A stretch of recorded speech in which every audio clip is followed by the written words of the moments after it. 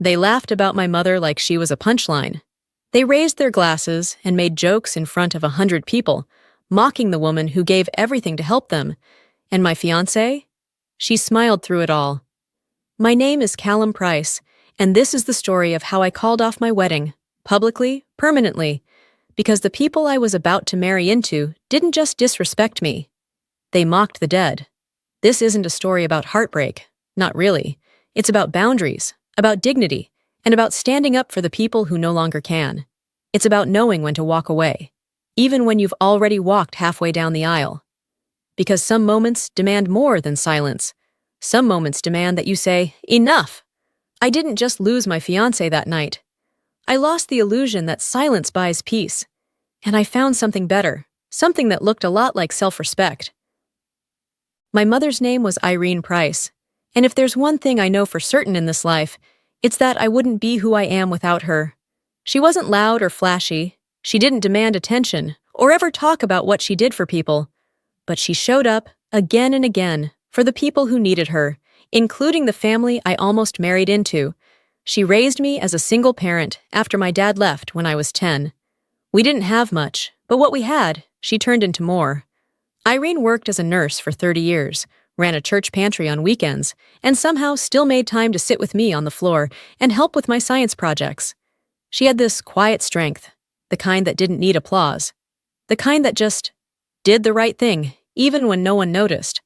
Cancer took her after a 4-year fight. It started as a shadow on an X-ray and ended with her in hospice care, eyes sunken, voice weak, but still asking if I'd eaten. That was my mom. Even in pain, she worried about others. And yet, when she died, the only people who truly understood what the world had lost were those who saw what she did behind the scenes. Lydia's family? They acted like her passing was just another calendar event. They showed up to the funeral in their designer black, nodded politely, and left early to beat traffic. They never spoke about what she did for them, never mentioned how, when Lydia's family restaurant was days away from shutting down, my mother was the one who co-signed their loan. She believed in second chances and never once asked for repayment. She even helped restructure their books, guided them through payroll chaos, and when their industrial oven blew out, she paid for the new one herself. All while secretly juggling hospital bills she didn't tell me about until the end. And it didn't stop with money.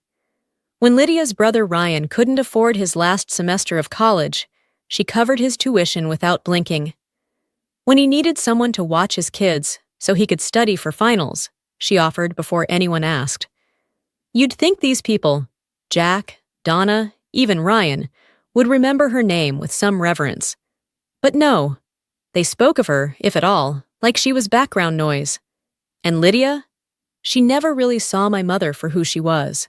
She tolerated her, smiled through visits, called her too involved when she thought I wasn't listening. Still, I loved Lydia. I made excuses for her family. I told myself that marrying someone meant accepting where they came from, even if it didn't look like what I grew up with. Irene would have told me to keep my heart open, but to never let anyone step on it. I wish I'd listened sooner. When I proposed to Lydia, it felt right. Or maybe I just wanted it to feel right. I gave her my grandmother's ring, the same one Irene had worn after my grandfather died. She smiled, said yes, and for a moment I believed everything would fall into place. But things didn't fall into place. They cracked quietly, and I didn't notice, until I couldn't ignore it anymore. I should have known things were going wrong when I started feeling like a guest at my own wedding. At first, it was subtle. Lydia and I were neck-deep in planning. Guest lists, venue scouting, color palettes. We were sitting in her parents' living room, surrounded by Donna's wedding magazines and Jack's unsolicited financial advice. They had an opinion about everything. Donna wanted the flowers to be elevated and elegant, whatever that meant, and Jack insisted we have valet parking because no one respectable parks their own car anymore. I kept biting my tongue. I told myself they were just excited, just trying to help. But I started to notice a pattern. Every suggestion I made, shot down. Every time I wanted to include something that reflected my side of the family, or worse, my mother, it was met with silence or a sharp pivot. I asked if we could reserve an empty chair in the front row, with one of my mom's favorite scarves draped over it. Something simple. A quiet tribute. Lydia looked up from her phone and said, "Callum, I get it. But do you really want to make people cry at the wedding? I want this to be a celebration." A celebration. As if grief had an expiration date. As if including my mother's memory would somehow ruin the champagne. I let it go. I started letting a lot of things go. When the caterer presented a tasting menu, and I asked if we could incorporate one of my mom's recipes, her rosemary biscuits, the ones she used to make for every holiday, Donna blinked and said, "Those sound rustic," then turned back to the chef and said, "Let's stick with the truffle risotto." I was being erased, gently, politely, and completely. And Lydia? She wasn't cruel. She wasn't dismissive in a way you could point to and say, "Look at that." But every time I raised a concern, she deflected. "My parents are just trying to help. You're overthinking it. Let's just get through the next few weeks." She kept telling me to keep the peace. But peace for who? 1 week before the rehearsal dinner, we were at her parents' house reviewing the seating chart. I suggested putting my aunt and cousin closer to the front, since they were traveling from out of state. Donna looked up and said, "I think they'll be just fine where they are. We've arranged the tables to reflect significance." I didn't know what that meant. I still don't. But I knew it was another way of saying, "Your people aren't our priority." That same night, I mentioned again that I wanted to incorporate something small in the decor to honor my mom. A framed photo, her favorite lilies. Just something. Donna flipped a page in her binder and muttered, "Irene had interesting taste, but this is Lydia's wedding. Let's keep it current." Lydia sat beside her and kept scrolling through Pinterest. Didn't flinch, didn't blink, didn't say a damn thing. I went home that night with a pit in my stomach. I stared at my mom's keepsake box, the one I'd tucked away in my closet after she died. It held her letters, some photos, a worn silk handkerchief, and a locket that had been passed down for generations. She gave it to me before she passed, told me, "One day you'll know the right person to give this to." And for months, I thought that person was Lydia. But I hadn't touched the box in weeks. The rehearsal dinner was supposed to be the bridge, the moment where our families came together and finally shared something joyful. I wanted it to go well. I needed it to go well. And when Jack and Donna offered to host it at an upscale restaurant they had connections with, I agreed. Maybe it was naivety. Maybe it was the part of me still holding on. I convinced myself it was a gesture of goodwill. That they were trying. I didn't realize I was handing them the stage. The rehearsal dinner was held at this over-the-top venue that screamed prestige. Crystal chandeliers, custom floral centerpieces, a string quartet by the bar. It was everything Lydia's parents had ever wanted. A stage, not a celebration. And from the second we walked in, I felt like a prop. I looked around the room and saw mostly unfamiliar faces. Jack and Donna had packed the place with business partners, distant cousins, people who couldn't have picked Lydia out of a police lineup. My side of the family? A scattering of seats in the corner. My dad, my younger sister, a couple of lifelong friends. We didn't fit in, and we weren't meant to. I pulled Lydia aside and asked why more of my family wasn't there. She gave a tired shrug. "Your side's smaller, babe. My parents needed to fill the room. It's not a big deal." Not a big deal. That was her line for everything. The night moved forward like a play with one act too many. Food was served. Toasts were made. Jack and Donna buzzed through the room, playing host with fake laughs and tighter smiles. Every time I caught Jack making another comment about how he pulled strings to get this reservation, I felt my chest tighten.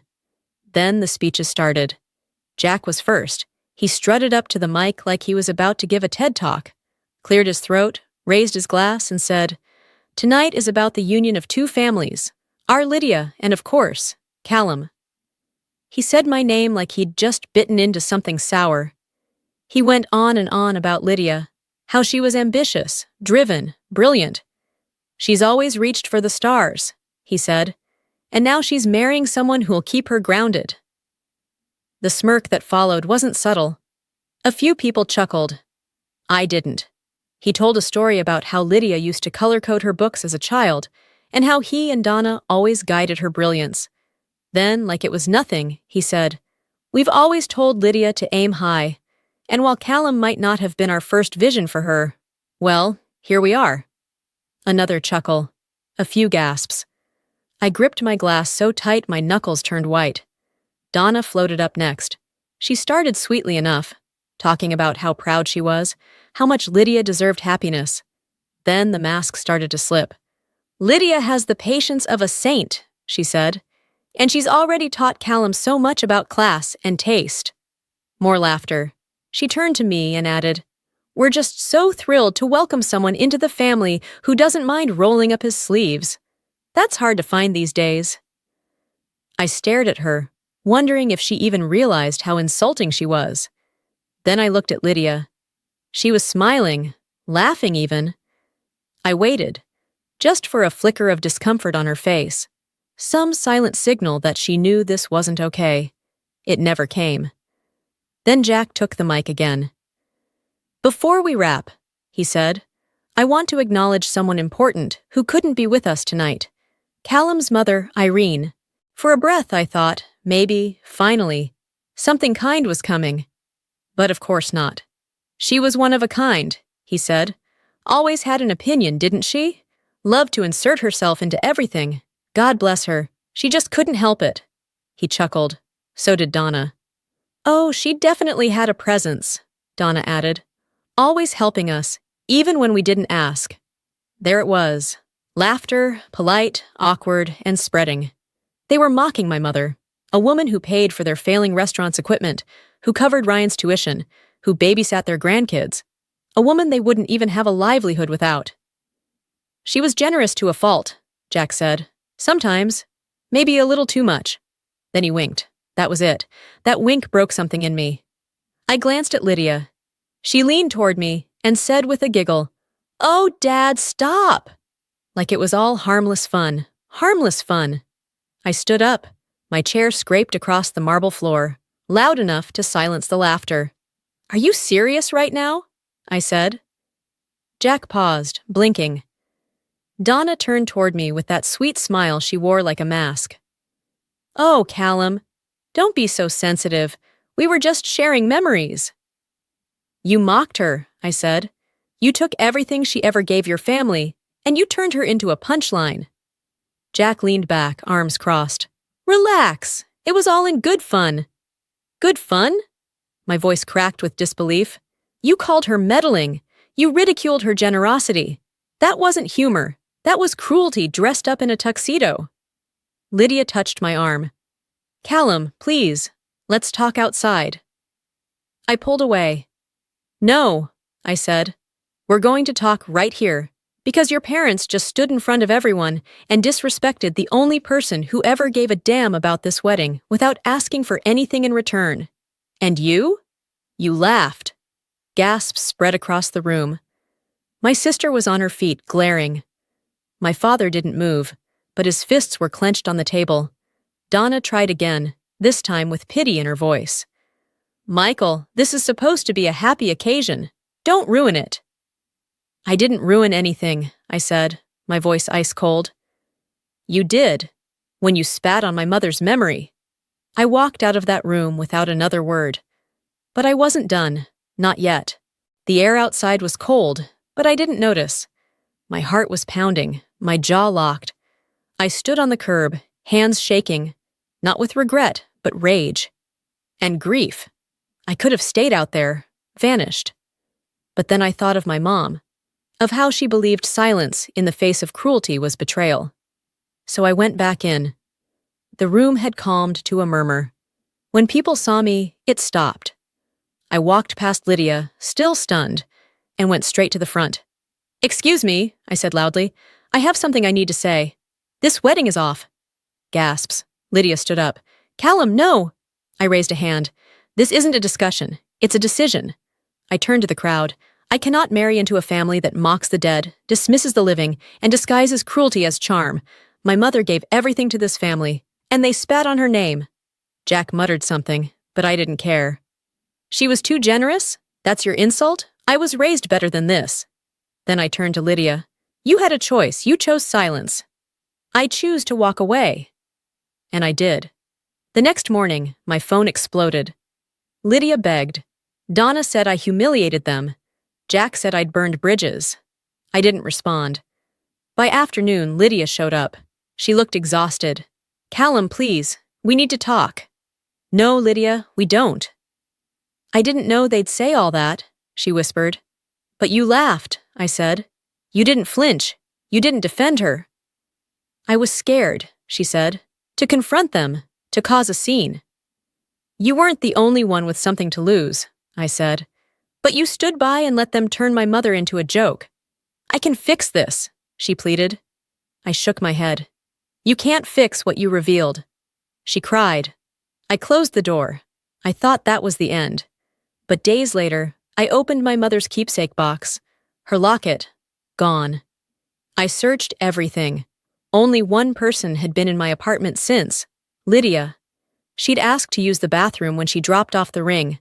I texted her, Did you take the locket? She replied, What are you talking about? I pressed. She confessed, I borrowed it. I wanted to feel close to you. My blood boiled. Where is it? At my parents' house, she wrote. That was it. I drove over. Donna opened the door, her fake smile gone. I'm here for the locket, I said. Lydia came down, eyes swollen, holding it like it was cheap jewelry. I took it. You didn't just insult my mother, I told her. You stole from her memory. She started crying again. I left. And that was the real ending. Not the dinner, not the wedding, but that moment.